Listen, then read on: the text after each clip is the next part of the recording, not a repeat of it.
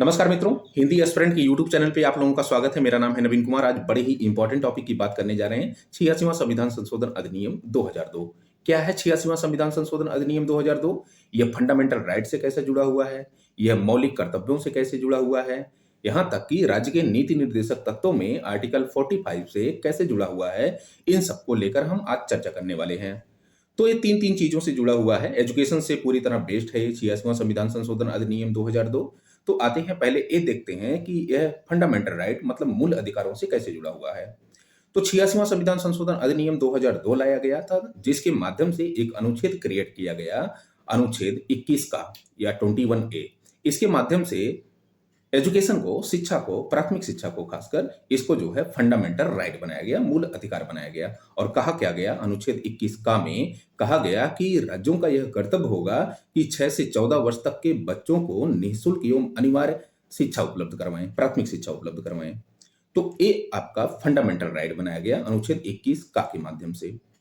वहीं पर मौलिक कर्तव्यों से भी जुड़ा हुआ है। आपको पता है कि जो संविधान था, संविधान का भाग 4 का, उसमें मौलिक कर्तव्यों की बात है, ठीक है ना। सरदार स्वर्ण सिंह समिति के अनुशंसा पर मौलिक कर्तव्यों को जोड़ा गया था 42वां संविधान संशोधन अधिनियम 1976 ला करके। दो मौलिक मौलिक कर्तव्यों का प्रावधान संविधान में किया गया था, लेकिन इसी 86वां संविधान संशोधन अधिनियम 2002 के माध्यम से एक और मौलिक कर्तव्य जोड़ दिया गया, 11वां मौलिक कर्तव्य।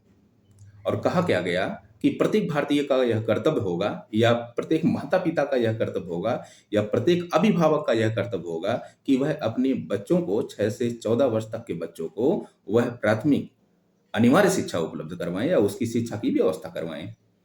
ये अभिभावकों मतलब कि हर भारतीय का कर्तव्य। अच्छा, जो मौलिक कर्तव्य है केवल केवल भारतीयों पर ही लागू होता है, ठीक है ना, विदेशियों पर लागू नहीं होता है, ठीक है। तो इस प्रकार ये मौलिक कर्तव्यों से भी जुड़ा रहा। वहीं पर ये राज्य के नीति निर्देशक तत्वों से भी जुड़ा रहा। यहाँ पर एक चीज आपको जानकर ताज्जुब होगा कि मौलिक जो राज्य का नीति निर्देशक तत्व है, आर्टिकल 45, ठीक है ना, राज्यों को निर्देश दिया जाता है कि भैया कानून का निर्माण करते समय आप जो है इन निर्देशक तत्वों को फॉलो करें, ठीक है ना, कानून निर्माण या शासन निर्माण के समय, विधि निर्माण के समय। तो अनुच्छेद 45 पहले से ही था। अनुच्छेद 45 में सीधा सा था कि 14 वर्ष तक के बच्चों को राज्य का यह कर्तव्य होगा कि वह जो है प्राथमिक शिक्षा उपलब्ध करवाए।